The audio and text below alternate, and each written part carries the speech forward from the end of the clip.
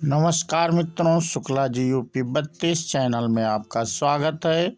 और आज हम इस वीडियो में बात करेंगे मित्रों रामायण की सबरी की कथा पूर्व जन्म सहित।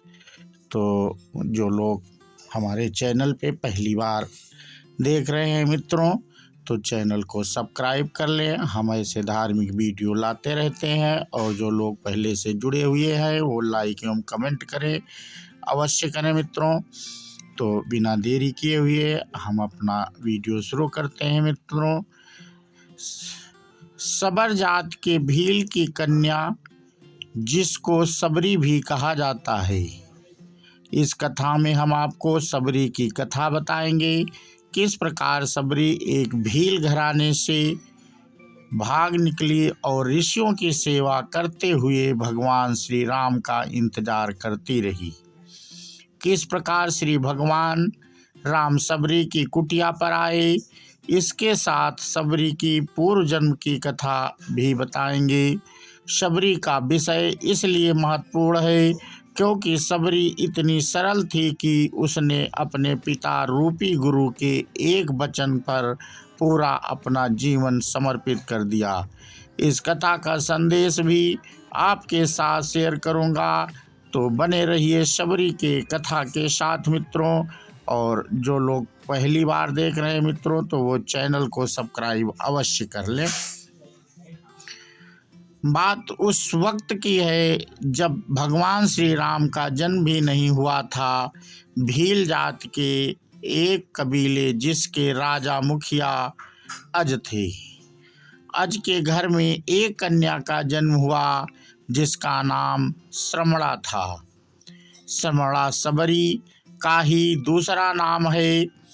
सबरी की माता का नाम इंदुमती था। सबरी की जात सबर थी जो कि भील से संबंधित थी।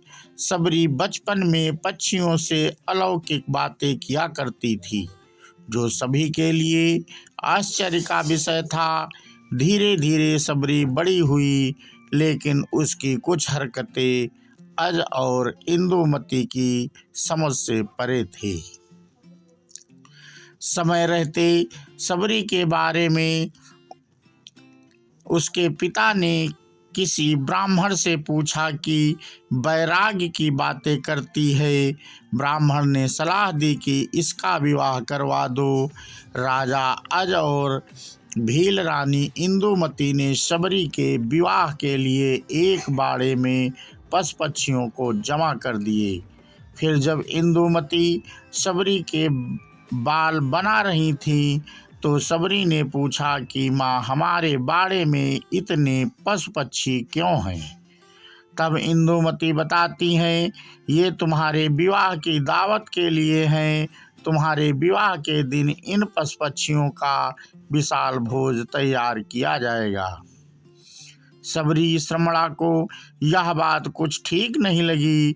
मेरे विवाह के लिए इतने जीवों का बलिदान नहीं देने दूंगी। अगर विवाह के लिए इतने जीवों की बलि दी जाएगी तो मैं विवाह ही नहीं करूंगी। श्रमणा ने रात में सभी पशु पक्षियों को आजाद कर दिया। जब श्रमणा सबरी के बाड़े के किवाड़ को खोल रही थी तो उसको किसी ने देख लिया। इस बात से सबरी डर गई। सबरी वहां से भाग निकली। सबरी भागते भागते ऋषिमुख पर्वत पर पहुंच गई, जहां पर 10,000 ऋषि रहते थे। सबरी को इस बात का अनुमान नहीं था कि वह निचली जात की है और ऋषि उनको अपने आश्रम में स्थान नहीं देंगे। इसके बावजूद सबरी छुपते हुए कुछ दिनों तक, जब तक वह पकड़ी नहीं गई, रोज सवेरे ऋषियों के आश्रम में आने वाले पत्तों को साफ कर देती थी और हवन के लिए सूखी लकड़ियों का बंदोबस्त भी कर देती। बड़े ही भाव से सबरी संविधाओं से लकड़ियों को ऋषियों के हवन कुंड के पास रख देती थी। कुछ दिनों तक ऋषि समझ नहीं पाए कि कौन है जो उनके सारे नित्य के काम निपटा रहा है। कहीं कोई माया तो नहीं है। फिर जब ऋषियों ने अगले दिन सवेरे जल्दी सबरी को देखा तो उन्होंने सबरी को पकड़ लिया। ऋषियों ने सबरी से उसका परिचय पूछा तो सबरी ने बताया कि वह एक भीलनी है। ऋषियों ने भीलनी को नीच जाति का बताकर उसको ताड़ने लगे। तभी उसी समूह से एक ऋषि मतंग ने सबरी को उन ऋषियों से बचाया और उसको अपनी बेटी कहकर उसको एक कुटिया में शरण दी और सेवा करने को कहा। समय बीतता गया, मतंग ऋषि बूढ़े हो गए। मतंग ऋषि ने घोषणा की, अब मैं अपनी देह छोड़ना चाहता हूँ। तब सबरी ने कहा कि एक पिता को मैं वहाँ पर छोड़कर आई और आज आप भी मुझे छोड़कर जा रहे हैं, अब मेरा कौन ख्याल रखेगा। मतंग ऋषि ने कहा, बेटी तुम्हारा ख्याल अब राम रखेंगे। सबरी सरलता से कहती है, राम कौन है और मैं उन्हें कहाँ ढूंढूंगी। बेटी तुम्हें उनको खोजने की जरूरत नहीं है, वो स्वयं तुम्हारी कुटिया पर चलकर आएंगे। सबरी ने मतंग ऋषि के इस वचन को पकड़ लिया कि राम आएंगे। सबरी रोज भगवान के लिए फूल बिछा कर रखती, उनके लिए फल तोड़ कर लाती और पूरे दिन भगवान श्री राम का इंतजार करती। इंतजार करते करते सबरी बूढ़ी हो गई, लेकिन अब तक राम नहीं आए। फिर एक दिन आ ही गया जब सबरी के वर्षों का इंतजार खत्म होने वाला था। सबरी ने फूल बिछा कर रखे थे, आते जाते लोगों को मना कर रही थी कि इस फूल पर भगवान चलेंगे। सबरी श्री राम के लिए बेर तोड़ कर लाई थी, यह निश्चित करने के लिए कि बेर मीठे हैं या खट्टे। सबरी ने बेर को चख चख कर उनको झूठे कर दिए। जब भगवान श्री राम आए तो सबरी एक पत्थर के आसन के पास बैठी थी। सबरी ने पहली नज़र में भगवान को पहचान लिया। सबरी ने भगवान का खूब आदर सत्कार किया और उनको झूठे बेर खिलाए। इस प्रकार सबरी के वर्षों का इंतजार खत्म हुआ और उसको भगवान श्री राम मिले थे। यह थी सबरी की कथा। अगर आप सबरी के पूर्व जन्म की कथा जानना चाहते हैं तो बने रहिए मित्रों इस वीडियो के साथ। और हम अब पूर्व जन्म की सबरी की कथा मित्रों आगे बताएंगे। सबरी अपने पूर्व जन्म में एक रानी थी, नाम परमहिसी रानी था। एक बार कुंभ के मेले में परमहिसी रानी और राजा दोनों साथ में गए थे। राजा का वहाँ पर शिविर था। रानी को एक दिन अपने खिड़की से ऋषियों का समूह दिखा जो कि हवन कर रहे थे और मंत्रों का उच्चारण कर रहे थे। रानी परमहिसी का मन भी उन ऋषियों के बीच में बैठने का कर रहा था।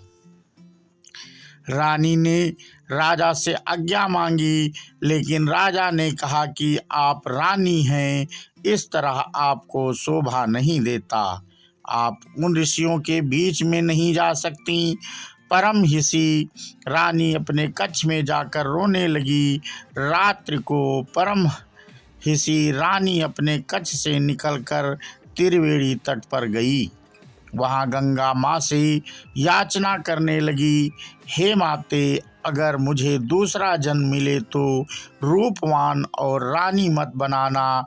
अब आप में समाना चाहती हूँ। इतना कहकर परमहिसी रानी अपनी देह त्याग देती है और जल समाधि ले लेती है।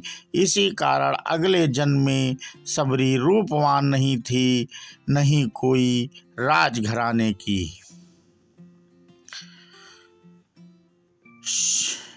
मित्रों, सबरी की कथा से हमें क्या संकेत मिलता है? सबरी ने अपने गुरु के केवल एक वचन, भगवान श्री राम आएंगे और इसके लिए तुम्हें कहीं जाने की ज़रूरत भी नहीं है, तुम उनका यहीं पर इंतज़ार करना। पर अपना पूरा जीवन लगा दिया, जबकि किसी एक विचार पर टिके रहना हर किसी के बस की बात नहीं होती। तो मित्रों, हम अपना वीडियो यहीं पे समाप्त करते हैं और हम एक कड़ी और आगे बढ़े अपनी भक्ति की ओर मित्रों। और हमारे रोज़ ऐसे ही भक्ति वीडियो मित्रों आते रहते हैं। और चैनल को जो लोग पहली बार देख रहे हैं वो सब्सक्राइब कर लें और बेल आइकन को दबा दें, जिससे हमारा नोटिफिकेशन नया वीडियो जैसे हम अपलोड करते हैं डेली आपके पास आ जाएगा। और मित्रों, हम इसी के साथ अपना वीडियो समाप्त करते हैं और एक जयकारा लगाते हैं। बोलो सियावर रामचंद्र की जय, हनुमान की जय। और जय हिंद, जय भारत, वंदे मातरम।